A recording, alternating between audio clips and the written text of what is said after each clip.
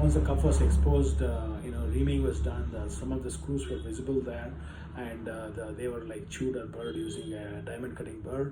And after that, the femoral head of the patient was used, and we used a proper bone mill to cut and make into graft, which are like 8 to 9 millimeter size crotons, as is described.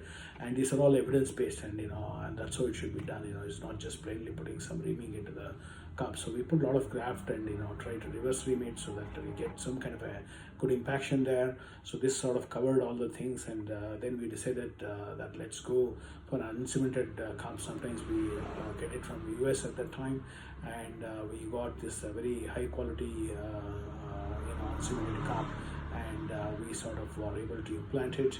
And then we could use one long screws through the posterior column to hold it, and almost two screw to prevent rotation of the cup.